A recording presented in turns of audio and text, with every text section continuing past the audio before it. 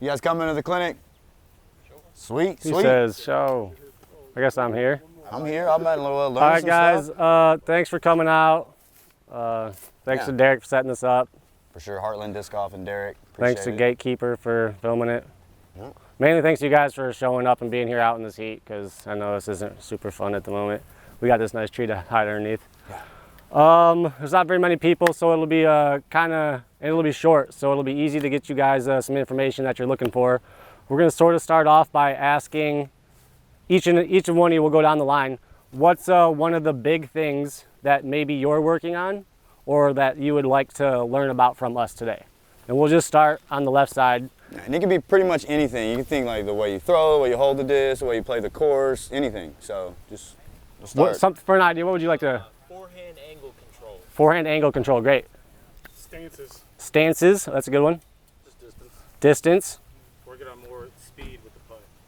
More speed with your putt, gotcha. In the back, tall guy? Just distance, you know. You're working on distance too? Okay. Revolving my core. Core, gotcha. Side hands. Some side hands, okay, I love it, I love it. What about you, brother? What was something you wanting to learn coming here today, man? Hitting gaps. Hitting gaps, that's a good one. That's fun. Yeah, we're at a great spot. Kevin, what about you? What's something you wanted to come and learn today?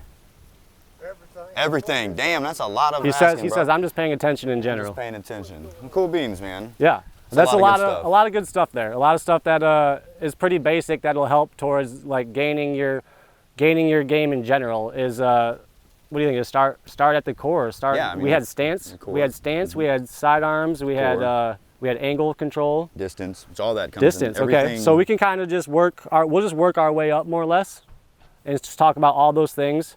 And we'll more or less just kind of chime back and forth. We might look like we're talking to each other, talking to you guys. We'll take turns and talk about what we specifically do and why we do it. Anything side hand, you're going to learn from him. I'm going to let you know that right now. We'll let Trevor start off with some of the stances for his different shots, and we'll just start off with a basic. We'll pretend you're throwing a basic shot off a tee pad on an open 300-foot hole, so like a stock shot. What were you thinking for your stances if you have a stock 300-foot shot? Okay, so here's how I am. I don't know about Tim, and I don't know about all the other players in pro, but like I have the same run up for every shot because I feel like I can use my core as a gear. Like I can get it to go faster, or I can slow my arm down with my hips and my core, right? So like I'm always a 4-step, just 6 feet. It's always just a X step, and then the core thing comes into play right here. So it's just like the easiest thing is the X step. Just 1, 2, 3.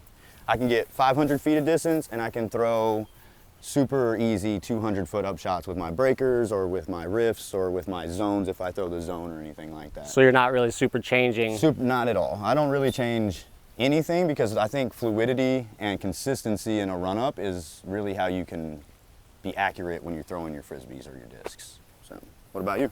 I definitely like the idea of keeping as consistent of a. This is more or less kind of falls in the line of run-up as well as your stances. Since we're talking about tee pads, it kind of brings up more of a run-up approach. But keeping it consistent is always definitely going to be key as far as consistency-wise. And I like to use my approach often for my gap hitting. That was another question out there. Your approach often has it has almost everything to do with where your disc is going to go. It's tough to approach this way and then try to release over here. Obviously, you always want to approach where your line of target is. And I like to use, obviously we all know about bowling. Everybody's bowled. We know about the little triangles on the lanes. Those are there for pretty much the same exact reason. People like to use those to start and finish so that they do a consistent or specific approach for the shot that they're trying to throw. I like to do that on the tee pad. If I'm trying to throw a shot that I want to come more over the top on, aka a flex or any type of a stable shot to Annie, I'm going to more or less start in the back right corner of the tee pad, and I'm going to finish in the front left portion of the tee. And all that really does for me is like gets me ready to open up my swing to release on that type of angle. And that's all stuff that you'll have to work on and you'll learn more, but it's things that you can do on the tee pad to make those types of shots easier. I was just explaining to my friend yesterday about this. So if you're running at if you want to throw a hyzer and you get a big spike and you want to do like this super over top trees, or even want to make your disc, make sure it goes left, I use the bowling thing. I run up with the kind of shot I'm throwing. So like I'm running at an angle with the same kind of hyzer. With the anhyzer, I'm like going with my anhyzer. My body will go easier with the anhyzer with the way that I use the T-pad to run up to release my shot. Right? Yeah, definitely. And since we're just going to keep going along the lines of how our swing goes, we were just talking about how we like to approach our run-ups. The next, honestly, the most important thing, in my opinion, when it comes to throwing a disc all around as far as accuracy, distance, all of it put together, two big things. Obviously, you have the run-up. I don't think it's as important. My two biggest things are angle control and follow-through. I think follow-through being the biggest, most important thing, and angle control being obviously important and maybe the second most important. Sorry guys, I want to say hi to the dog. But having consistent angle control and follow through you'll at least always be able to throw a controlled shot. And distance can be added as far as once you have the angles in the follow through, you'll be able to add things, change your run up to add distance. But angle control and follow through is the number one thing. What do you do to make sure? Is there any specific things that you do maybe to make sure that you hit different angles or follow through certain ways? Most guys probably play baseball, right? Baseball, softball, all that kind of stuff, right? So if you're a baseball player, in my age, Ken Griffey Jr. was the smoothest, sickest baseball hitter in my mind ever, right? He's just super smooth. And he did it in a way that I think disc golf really coincides with each other, right? Like, so even though I'm right-handed, I can still hit a baseball left-handed because of disc golf. So Ken Griffey Jr. would have a really nice stance here, and he was really loose up here, and he would do like a stutter step and then power in. And you know, that's how you get your power in disc golf, is the pop and the pop with your core that you're asking about. So I think about baseball and I try to show people that baseball is really like coincides with disc golf a whole bunch. And that's how I have angle control, because in baseball I could come over top and chop it and get a grounder. I could get under the ball and pop it up in the air to get a sac fly or something. And that's kind of how I learned angle control, by swinging a baseball bat, is the baseball bat. You know, just do this. It's just nice swings. And that's how I get my angles the way I want them, is I just remember baseball and how grounded I am here, but loose I am here, to where I can swing the bat super fast to get a nice hit. So I get my speed from that same thinking, and that's how I have my angle controls. Okay. You just reminded me of something that I also think is very important. I noticed, and I think this is for most people, I'll change my run up for the type of swing that I'm throwing. For example, I throw lots of shots. I throw sidearm, backhand, all types of angles. A specific shot that most people all have to throw is a sidearm flex, whether it be, it's likely a stable Firebird type disc. Hold on. So, yeah, thanks. So when I'm throwing that type of shot, I have to start with the disc up high. If I want to release on the chop angle like this, I can't come down low and then expect to get it back up here and then chop it all during my swing. So when I'm throwing that type of angle, the flex line, and I kind of just do this mentally now after doing it for so many years, but when I do my forehand approach run up, the disc kind of stays high the entire time. It never really drops below my elbow. I want my elbow to stay below the disc. And then when I come back, the disc comes back, but it's still already up here, so that when I come through, it never really leaves the angle that I want to release it on. I can't dip it down, and then it just makes it a lot harder. So for me, and I feel like I have a fair amount of control with my sidearm. So that's one of the things I do, and it's completely opposite for the other way. If I'm throwing a less stable disc and I'm wanting to throw a hyzer, I dip it down in my swing. So in my run up or in my backswing, it's down here and I'm following through like this. And it's more or less the same with backswing as well. Sorry, I just had to learn how to you can come, you're swinging down here to release hyzer, and when I'm back over here, higher up, not down here, when I'm throwing an ante. And those are two things you really need to work on. You can't think you're gonna be down here in like power shot position and then somehow be able to throw this big ante. Right. So I want to say something. Like, there's gonna be so much information coming at everybody. Try to take in 1 or 2 things that you can really work on with this and use it to your advantage, or you can watch the video when it comes out. But as far as like learning every bit of this is so hard. So just try to take the one thing that pops in your mind, because disc golf, I've been playing for 30 years. How long you been playing? 15. 15 years?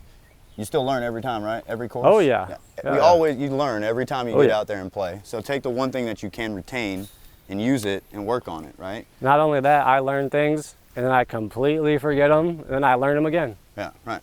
So that's definitely part of the game as well. Things will come and go. I think this rapid fire, we're kind of hitting a lot of the questions you guys had. We haven't talked about power yet. Right. We haven't talked about core yet. Kinda, a little. We need distance, definitely. Distance, yeah. Distance is something everybody can get a little more of by just tweaking things, right? Like, it's little things that you do that you don't really necessarily know that you're doing wrong, that it's just a small little fix. Do you want to talk about 25, 30 feet of distance. Do you want to talk about what a perfect swing looks like and what a power pocket is? Power pocket? All right, guys, I don't really throw the disc very far, but I know how technically I should throw the disc far. A lot of distance will come from the ground up. Footwork, timing, you'll be able to add a run up into it. As long as it's smooth, then it's good. It doesn't have to be big, it doesn't have to be quick, but as long as it's smooth run up, then it'll be helpful. A correct way to start is from the ground up. First thing you really want to do is get that plant foot down into a position to where that is the first thing that turns. Smashing a can. First thing that turns is your heel, your waist, and then your arm comes through, and then you follow through. Your arm, obviously we all should know the swing by now isn't rounded. We don't want to round our swing. We don't want our arm or the disc away from our body. That's not going to produce anything. We want the disc to be close to our body, and we want to pull it through almost near our chest. When we get this is the power pocket right here. And you can really honestly feel it when you're throwing the disc. I know sometimes when I get a hold of one, I'm like, oh, that felt different. I know I threw it well. And I know we've all probably all felt that. But that's one of the things you need to come through, and it's got to be elbow. And then the rest of it's just follow through. If your waist turns beforehand, the rest of your body will really just follow on its own. Power pocket is easy to go back to baseball. Yes. Because when you swing the bat and you got that same plant that we have, I call it crushing the can. You have that power pocket with baseball where you kind of grip the bat just a tad more and you put that aggression into the bat and then you swing. That's the same power pocket that he's talking about. It's the same exact power pocket. So if you think about swinging a bat, get that power pocket, that's how you're going to get a little more speed out of your disc. It's all really about arm speed and timing. That's how you're going to get more distance. A lot of it is definitely timing, and the reason that is called the power pocket, or what I feel like, is because all of your efforts, your run up, your backswing should all be as minimal as it can be as far as energy goes. You don't want to waste any energy until the last moment. You want it to be nice and smooth, and then when you get to here is when you just give it everything. You see people that throw super far and they have some top pros. Thank you. That have a super slow walk up, or even like a two-step or whatever. Then all of a sudden it's just like, and the disc is a laser beam way out there. Mickey Pennington, you guys know Mickey, right? Dude throws super far at 43 years old and he only does this little, like that. That's all he does. It's because he's got the power pocket timing perfect. He's got the timing right to where once he gets his body up there, he waits till here, and then he adds 98% of his effort into his swing, and then it just projects the disc. It's the timing which causes that power pocket, because when you get here is when you give it the power. You don't want to be wasting too much energy in your run up or your backswing. You want to keep that as smooth as you can. And I always say slow on the feet, fast slow up the body, slow it down gets a you little more bit. distance. Work on, and the power pocket adds snap, which adds spin, which usually adds distance. Which adds, power. Yeah. So that's my take on probably trying to add some distance to your game, is work on the timing of your swing and really just trying to snap through that power pocket and making sure that you're pulling the disc through completely and getting your hips rotated. If you're doing all that, it's gonna... When you do all that, I'll make it a little more simple. If you do all that, you're throwing farther than I am. Maybe, yeah. You can throw far. I don't know what you're talking about. You get it out like 330. Anyways. Not a good one. Yeah, go ahead, bro. So, kind of with the power pocketing and stuff, it's a lot harder, especially standstills. How are y'all generating the power when you're bracing on the wrong foot on a standstill, maybe in a patent pending or something? How do you generate the power or keep it level so that you can release the shot well? How are we generating the power in a standstill or or like a like- patent pending? Either anytime it's like off balance. Okay. Where you're not able to go through it, you know, you're on a goofy hill that you stand Yeah. like it. Patent pending is probably one of the hardest shots in disc golf. I mean, it's just like you're off balance, you got this weird thing. I do something, I don't know how Tim really does patent. I know you're a pretty good patent pending player, like you're a good scrambler. Yeah. So I don't know how you, but I always take this foot, you know, come back.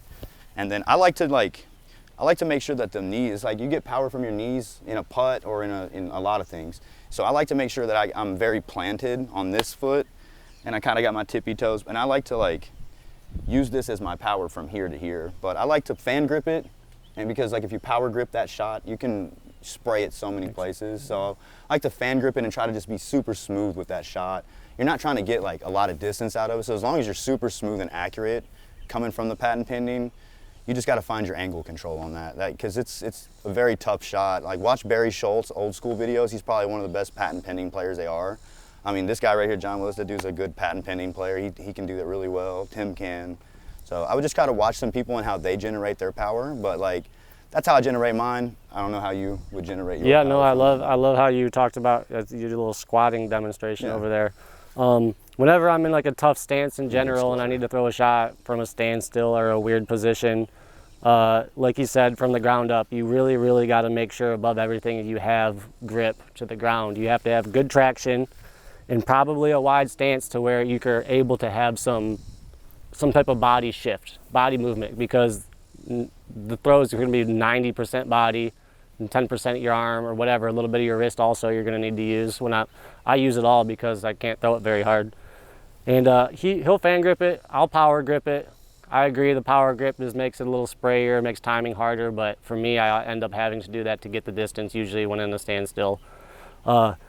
I like to sit on a back leg if I can. If there's nothing back here, if it's not obstructed, I like to sit on my back leg and kind of do a lunge whenever I have type of standstill so that I could get more of my body into the swing. If I don't have that, or if I'm patent pending, it goes back to talking about the core strength, and that is from the ground up, having a nice stable foundation, and maybe slowing it down. And what I do personally is I think more about my release and my snap. I'm not thinking about really how hard I'm throwing it. I'm not really thinking too much about my swing. Rather is I'm just thinking about how I want to make sure that I get the snap at the end of the throw. And that's all I really could do for my standstills and weird approaches. It works a lot easier, obviously, when you're in a sidearm because it's easier to just follow through and control angle more that way. Yeah, I think that's about it. In weird positions when you have to use your core, just make sure you have a good base and you're able to use your body as much as you can. Base is very important on putting, on everything. Like even in your drive, like if you're like super long on your drive and you're doing this, your body's not in control. So you got to be a little more tight on everything. Really got to have a good plant, like a good base. I know your base on putting is really good.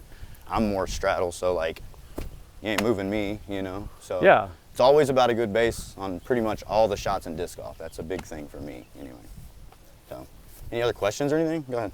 So I'm primarily a standstill thrower. Yeah. Even off the tee. So I'm trying to incorporate more of a walk up, but I'm finding that the X step, being a big guy, the X step is hard. Okay. I get off balance. Mm-hmm. What could I do to help that?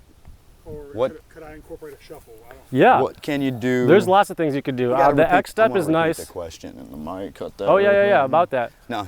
So when you're having trouble with the X step, there's lots of X step isn't for everybody. There's definitely other ways that you could go about adding an approach to your throw to get more distance, or whether it be just to slow it down to make it smoother, whatever. Some people do shuffle. I kind of have a little bit of a hop in my my X step swing, and it makes it so that my swing and my throw backhand is kind of formed for hitting gaps. Being up from Michigan, I played tightly wooded courses similar to this, so my swing itself is kind of like a timing thing to where my X step has a small hop in it, and it makes it so that when I do that hop, it's when I bring my disc back, and then it's right after the hop is the follow through. So mine is a little bit of a modified X step with a hop in it. Other things that you can do is just slow it down and do like a little walk up. You could start, and whether it start just be by doing just like a one step and like, there's your mark, there's your swing, and then that could add into the approach that gets used the most for pros is just like the two-step walk up. Usually we just walk slowly, and we do kind of do the X step, but we just do it so slow that it barely feels like an X step because we're just really walking up, and then it's all, like I said, the snap at the end. Yeah, I've been playing a long time, so my steps have been the same since I was a kid. So I'm very methodically slow, and I have like a stutter step. So this stutter step, basically when I push off of this, my body's already turning, and then I like can easily get my back turned where I want it to be, so I have this longer reach. But when I reach back, this foot's coming forward, and then I'm popping. So but my run-up's really, you've seen it, like, right? Like, it's just and that's for every shot. It's just controlled. I like to be controlled. As a bigger guy, I don't know.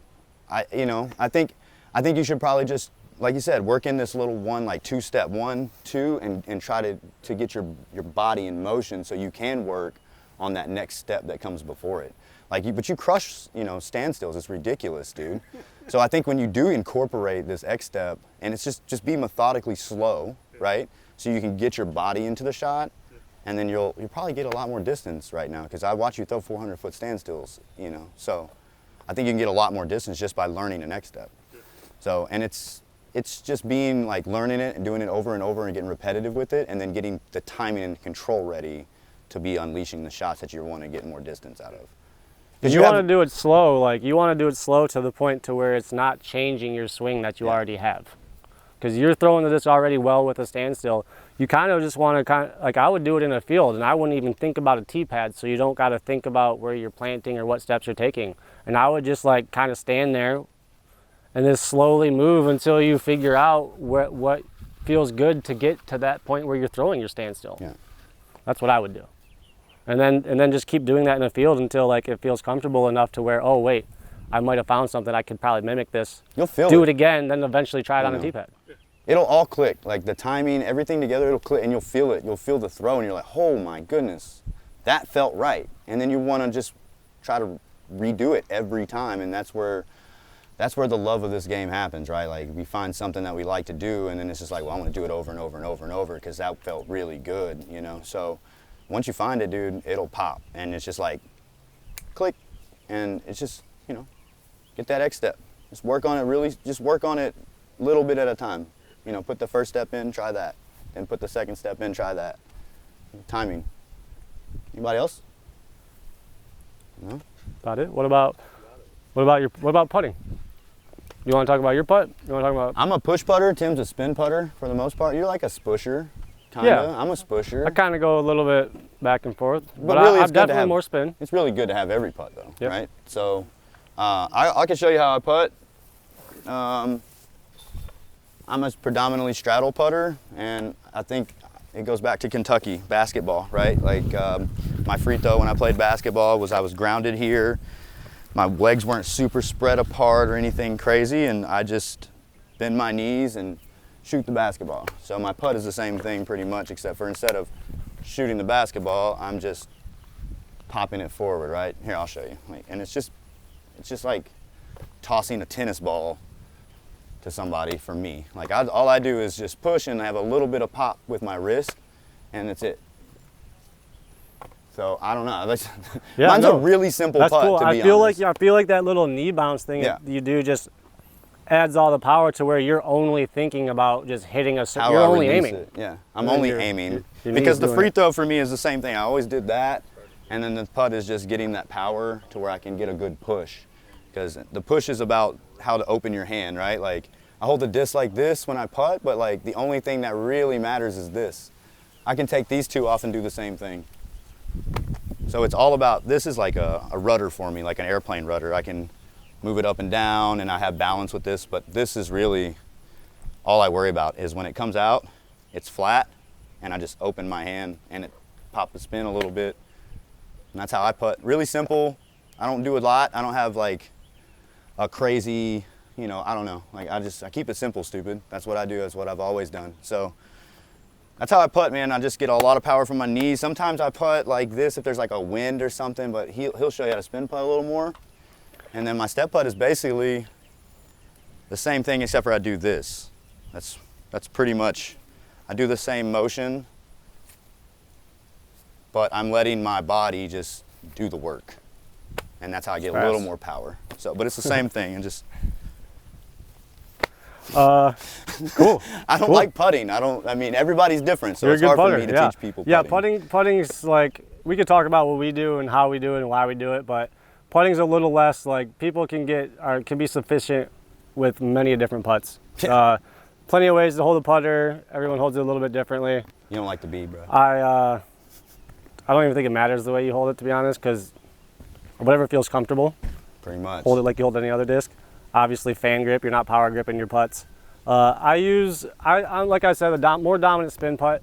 I don't think if you want to be a spin putter or any putter at all, really, the most important part of the putt, in my opinion, is the very last millisecond that the disc is in your hand. Like the very last moment that you are touching this thing is the last moment you're in control of it. So if you're hitting your aiming point, your arm's fully extended, this disc can't really be any farther away from me without touching it.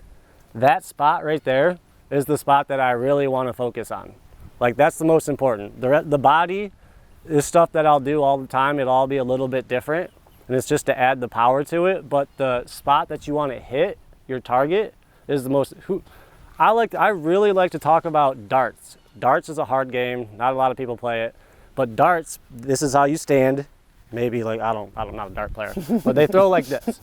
And it's literally like their hand-eye coordination while doing this is so amazing that they're literally hitting that little bullseye out there. And if a professional dart player learned how to play disc golf, they would probably never, ever, ever miss a putt inside 30 feet.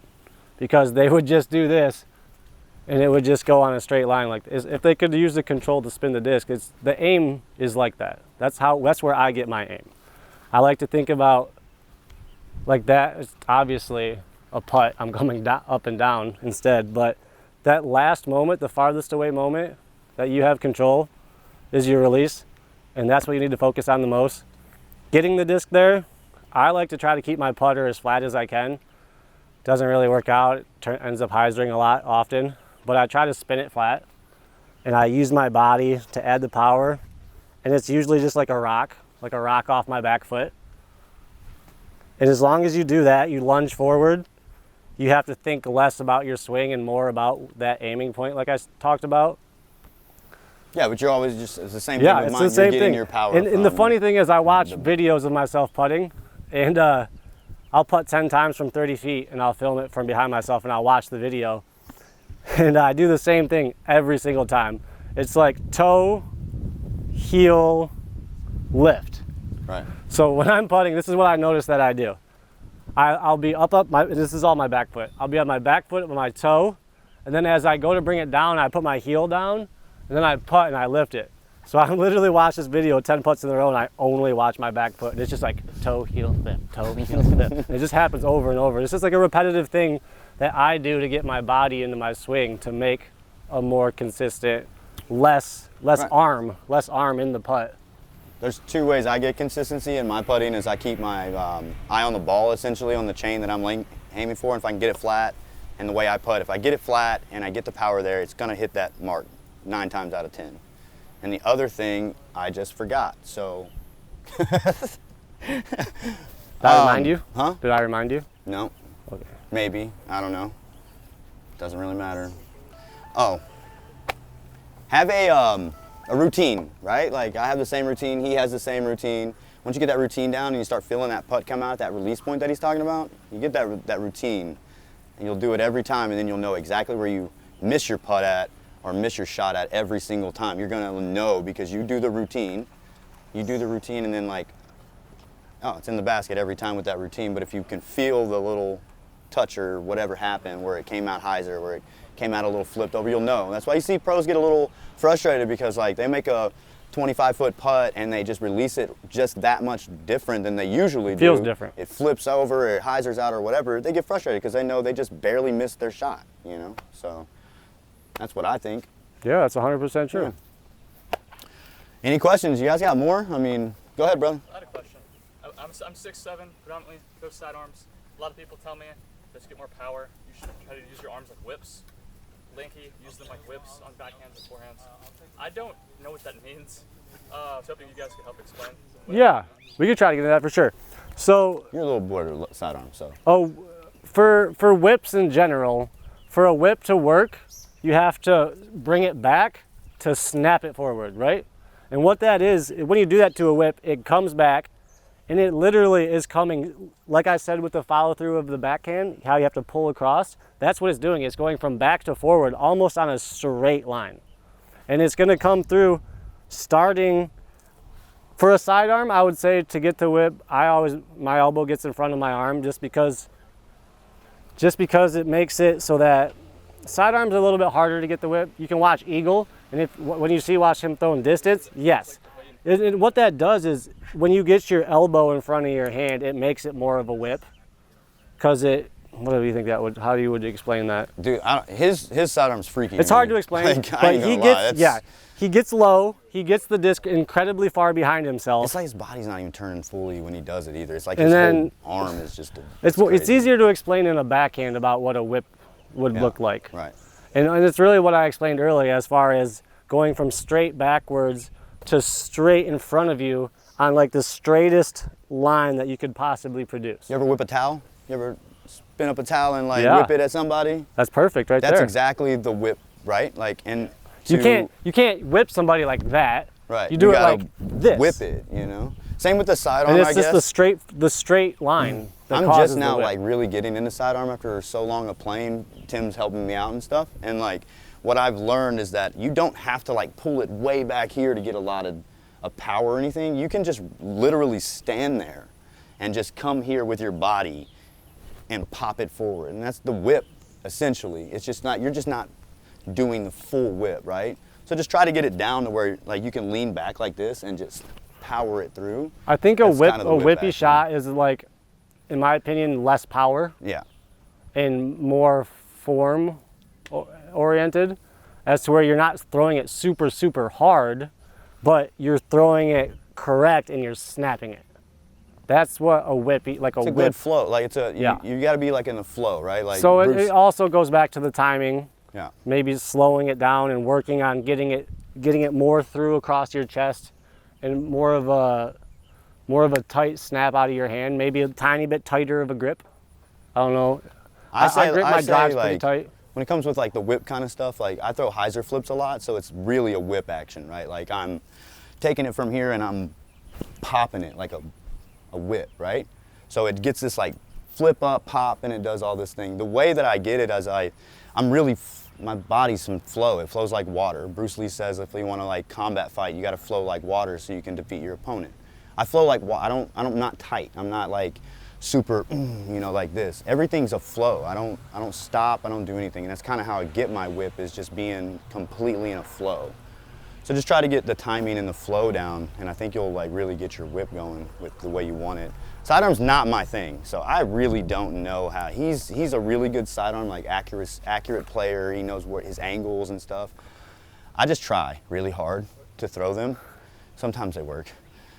What grip do you use for sidearm? Okay, cool. Yeah, it's a great question. Yeah, 'cause I've seen all kinds of different Yeah. different grips. Yeah, there's multiple grips you could use. The grip that I use and the grip that I find to be the most common in most pros is just the normal stacked grip. Yeah, just two fingers next to each other like you're making a gun. And pretty much both of the Pads. pads, thank you. Pads of your Pads of your fingers. fingers are going to be on the bottom of the flight plate, and the inside of your middle finger is going to be on the rim. And that I like the most because I have the most control with it. I can, like, as far as angle, this is what gives me my best angle control. Another grip that people use is the stacked power grip, where they literally put both of their pads of their two fingers on the rim. And that's what that looks like. And all that really does is let you use a bit more wrist. You could probably grip it tighter that way, I would say. So for some of the sidearm players that throw their power distance shots, that's what they'll do. But I stick to this because I feel like sidearm is 75% angle control anyways. So that's why I focus on my more controlled grip. I find it comfortable. I have really big hands, so, but I find it more comfortable to put my pads on my fingers like stacked like that instead, because I can actually like, is that what you're doing too?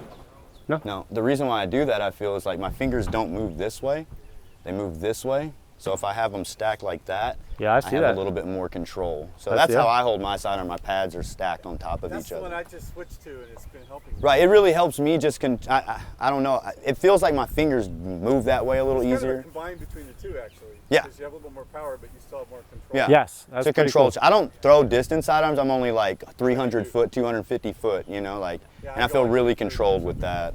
So, and what is another, I know some people do the sidearm like that. I can't, that's weird. Well, there's you the know? one, there's the obvious And then one there's finger. the one finger. Yeah. Marweed does one A finger. lot of Did you know people, a that? lot of good players throw one finger. Marweed does the Yeah. one finger, which is It's like it crazy. would just slip out of my hands. I Yeah. feel like it would break my finger.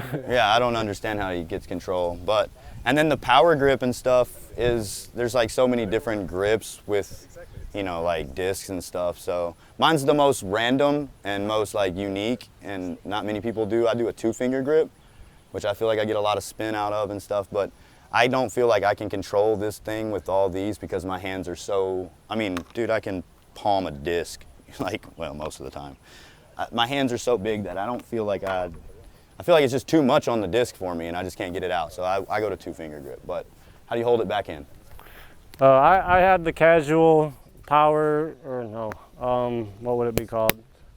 Come on, bro. You don't even know- I can't call it casual because you just showed me something different. Everybody Yeah. holds the disc a little bit different. Yeah. The common way to grab it would be the power grip, would be all 4 fingers on the rim.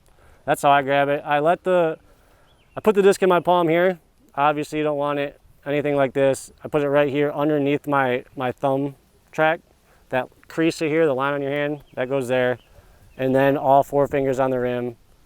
And that produces the disc to be in like a straight line with my arm, like that, rather than if you could hold it any other way, you'd have to be tweaking it. I put it right there so it's like straight line with my arm, 4 fingers on top grip. Whatever angle your arm is, that'll be the distance. Exactly. So whenever I want to throw an ante, I want to throw hyzer, whatever my arm angle is, the disc stays the same. People can do the same. I'm sure he's probably doing the exact same thing when he's doing his 2-finger grip. He's keeping the disc level and on the same angle as his arm. Yep. That's a big thing that you could do to help work with your angle releases, is make sure that this disc is kind of on that same angle. Same with sidearm too. Like, Yeah, holding same it with the just sidearm. same. I mean, you kind of always want to do that. Other people, a lot of people fan grip, modified fan grips. There's a lot of different ways to throw a backhand disc. I do this same grip for all of my shots. I do it for my mid-ranges, I do it for my putters. It's always the same. Sometimes I'll fan grip some putters and mid-ranges, but not typically. I like to pretty much power grip. Same grip for almost all of my backhand shots. Keep it consistent. Same. I do 2 fingers on mid-range shots, putter shots, everything except for like I fan grip putters, and sometimes I'll fan grip like the overstable mid-range to get a little control. But yeah, there's so many grips. It's really what's comfortable to you and how you feel like you generate power out of the grip. So, what else? Anything else? You guys got anything else for us? Willie, what you got? Go ahead, Sean. What about the mental game? That's the hardest part of this game, Mental buddy. game could be like another whole hour conversation. Yeah, it really could. It could really, yeah, for sure. Mental game is something everybody deals with every day of their lives. Golf in itself is one of the most mental games there is out there. So it is even more important in golf than I feel like in other sports. But I think it's one of the most important factors in the sport. Like as I far as agree. a player, Yeah. right? Like it's almost 80%, 85% mental. Because if you can think positively and you can tell yourself to throw that shot because you know you can, most of the time you'll do it. If you can tell yourself, I'm gonna miss this putt, 9 times out of 10 you're gonna miss that putt. So it's really a mental thing, man. Like it's almost like you just tell yourself to do good and things good happen, you know, almost. Like it's such a hard game to control mentally when you know that you can do this shot every time, when you know consistently in the backyard you've hit 30-foot putts 40 in a row and you get out to the course and for some reason, what happened? It's a mental thing because all it is just being consistent. you know. So and it's just hard. Sometimes it's like the hardest thing in the game, but we all learn as we go. Experience every time you're on the course. Experience every time you play with people. You learn from them, and some people, you know, will do their own thing. So that'll also jump mental on you, you know. So there's so many factors in the mental part of it. It's the hardest thing in game. I have a lot of struggles with it sometimes, but you just move on, you know. You just try to get past the shot because the next shot is all that matters. So. Yeah, mental game is definitely the struggle for every single player out there, even the #1 players in the world. And it's always going to be a up and down type thing. You're going to have moments where you're not even thinking anything about nothing. You're just playing the game. You're playing good. And there'll be other moments that you're going to be all in your head. Yeah. I know the most common phrase said in my line of work is, I need to get a real job, You need a real or a job, normal yeah. job. I've heard it from every single one of us. Yeah. Whenever we miss cash a couple weekends in a row, we're down in the dumps, we're with Yeah. our friends trying to cheer each other up, and that's the most common thing that we hear. But it's just like, we always tell each other at the same time, don't worry about it, man. I'm sorry you're going through it. You know what the deal is. We'll see you back in your normal cheer yourself here in a few weeks or a month when you're out of your funk. But that's the up and down of the game. To stay, it just comes down to being positive. For me, it's about not only trying to be positive just to help out my own game, but for me, it's more about just trying to be professional. It's not just me out there. It's not just me and trying to do well for myself and my own fans and my image, but it's also my card mates. It's to the point where you have to be professional and courteous to the people around you. The way you act is very, very, it can control the group. Oh And yeah, definitely. optimism goes a long way, and just not trying to, it's not the end of the world. You gotta have a mind like a goldfish in the Yeah. golf game. Like you gotta, like, it's like a 7-second memory, you know, like I threw a bad shot, shit, 7 seconds, it's over with, I'm done with it, you know, and you just gotta move on because goldfish don't remember, and that's so they're not scared all the time because they have big predators. So there's big predators on the golf course like Paul and Ricky, and I'm scared of them, and I wanna have that 7 seconds so I can get on to the next shot. Moving on is big. Yeah, moving on moving is the biggest huge. thing you can do because it's not going to do nothing for you. It's not going to help you, and you got this next task in front of you anyways that needs all your focus anyways. Yeah. So Did it can't help think you about out, anything answer a bad. little bit there? Yeah. Yeah, That's something you can spend. I don't try not to have weeks negative on. thoughts. try to look out for your card mates. Try to think about your own image. Take yourself out of your body and be like, oh, what if I wasn't feeling like this right now? I don't want to be seeing somebody acting in any type of way at all. So it's like, play it cool. I actually listen to Dr. Bob Rotella. He's a golf therapist on CD for tape. Dude has like 6 or 7 books on tape, and it's like, he's amazing. He's like done some of the biggest golf names in the world, like therapy and stuff, and helped them in this. Just like golf and disc golf kind of go together when it comes about mentally the game. So I listen to him, and he's very calming, and he really kind of helps just people that are having struggles with their mental game in athletics, all kinds of athletics. So check out Dr. Bob. That's what I call him, Dr. Bob. I don't know him, but. That's what you call him, or that his YouTube? Well, I put in Dr. Bob. Okay, You know? and you find it cool. Yeah. He does probably have a YouTube, but, you know.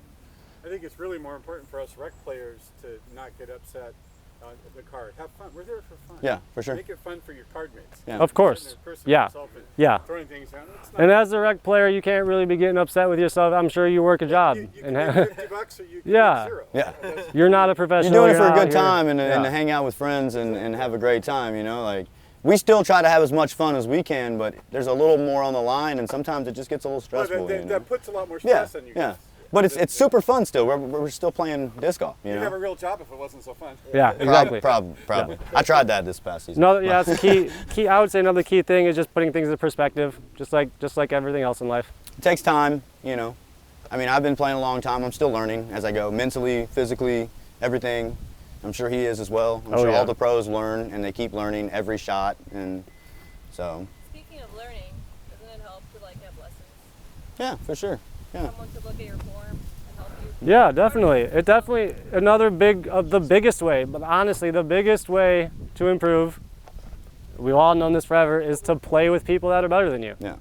It happens in all the sports, man, for real. Like, you think about college basketball, like we all from Kentucky. Louisville's not as good as Kentucky, so they have to play them. so they can get better. So that's what happens. I had to throw that out there. Good one. Well, So- well put. Well put. But yeah, she's right. Lessons, man. You can find some of your favorite players that you want to learn from online. You know what I mean? Like you can find Tim and his Instagram and Yeah, stuff. And yeah. We're all over social medias, pretty much all of us. I don't know about everybody. I respond to 90% of the messages that come to me. Same. So I would say, yeah, don't be afraid to ask. If you see somebody you notice they're a good player, ask them a couple questions, for sure. Most of the time, they're really receptive. They'll give you tips. You know what I'm saying? Like, they're really cool people. So they're humans. If you and Rick didn't play anymore. What's that? Yeah. I Well. prefer you two didn't play anymore. Okay. Is he getting better as we go? Right? Yeah. Well, because every time we play, I give him a tip or two. You know, and he's like, oh, okay, and he retains it really well. So, but yeah. Anything else? You guys got anything else? There was one more. All right, so on the pro level, you guys are constantly playing new courses each and every week. Can you walk me through like a mindset that you go through and kind of your Routine? everyday- Routine? Yeah, how do you go about doing a new course each week? Playing a new course, yeah. All right, that's I'll give you my week, right? Monday's travel day, Tuesday's kind of rest, and that night I'll go play the course or walk through it and see what it's like. If I've played it before, I might even take that Tuesday off and then get on the course Wednesday and Thursday and just make sure I know where I need to land, make sure I know where not to land, and make sure I know, because let's face it, man, there's some holes out there I can't get. So I want to make sure that there's the holes that I can get, that I'm on my game on them, and the holes that I can't get, I'm just like, okay, just keep it chilling. Don't worry about getting too overexcited about it. If it comes, it comes. If it doesn't, it doesn't. My practice routine is pretty simple. I get there, I chill out a little bit, I walk the course, I play the course, and then you play the tournament. Try to get 2 rounds on it maybe most of the time. It's just, sometimes you got 2 courses you got to play, so there's a lot to do. So it's pretty simple routine, man. Most people just travel on Mondays or Sunday nights to get where they're going, and then they start working their practice rounds in. So we can just basically see where we don't want to be on the course, you know. So That's a good question. Yeah, no, it actually is one of the, not an issue, but one of the harder parts about being a traveling touring pro is, like you said, Monday's usually travel day. I'm a little bit different. I tend to leave Sunday nights after the events, make it as far as I can, crash out in a truck stop area or something, yeah. Because I like to get there as quick as I can. I'd like to hopefully be trying to play the course Monday morning, Monday afternoon, depending on how far the drive is. I'm older than he is. Yeah, I like to have get that out rest, there. right? I get out there as quick as I can, and we'll usually all have friends. We travel, we caravan together. A lot of us touring pros travel together, so we'll meet up with a couple of the friends that we planned on practicing with. We'll make it through the round. We'll take our time. We'll throw extra shots. We'll work on things. We'll talk about things and angles as we're doing it, help each other out. I'll be like, oh, why are you throwing backhand on this shot? And we'll talk about the reasons. And that's just how we kind of just go through rounds with each other, talk about the reasons that we throw different shots, talk each other into throwing some maybe not good shots. But really it comes down to coming up with your game plan. Game plan. Yeah. And stick Whatever to it. you That's want the to other do. thing. Like when you come up with your game plan, you got to stick to it. Because there's so many times that I've had a game plan, in the first round the game plan worked, and I'm like, cool. Second round I'm like, I can bite off a little more this time. Didn't stick to my game plan. Didn't do so well. Always stick to your game plan because it's hard. It's hard not to stick to the game plan sometimes. Yeah, I like to, like I said, come up with a game plan, and it's pretty much based off of how I feel I can do per hole.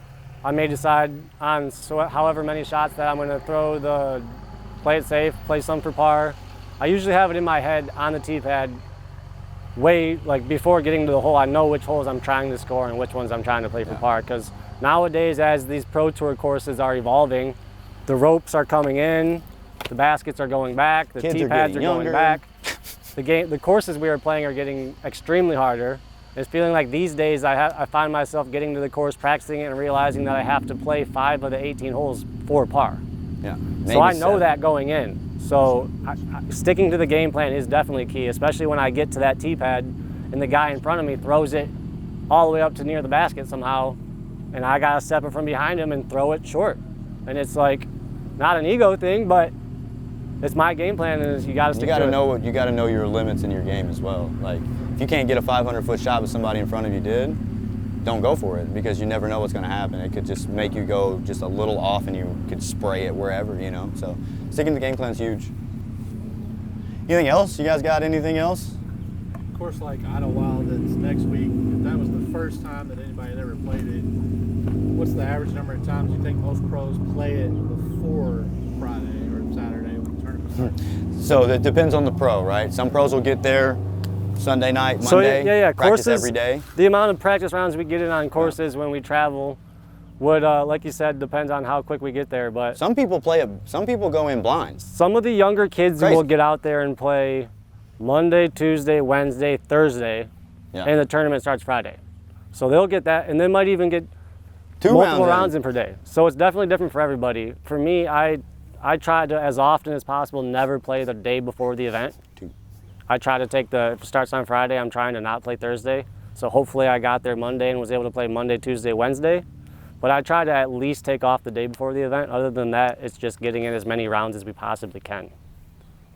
Yeah, it depends on also where you're traveling from too. Some people get in late, like the wait list, and they get there the day before they got 1 day to practice. So it's just kind of depends on who you are when you get there, really. But I try to practice 2 or 3 times on each course. If there's only one course, I try to get 2 or 3. If there's 2 courses, try to find the one course that you can get the most birdies on, because that's where the scoring separation is going to happen. So that's what I do. But we're all different, you know. Anything else? What you got, John? I got time. So, do you get your field work and your putting sessions in separately to your practice rounds during the week, or do you kind of incorporate those with the rounds as you go throughout the week? Do we incorporate our putting and our field work with our practice? Or is it something separate?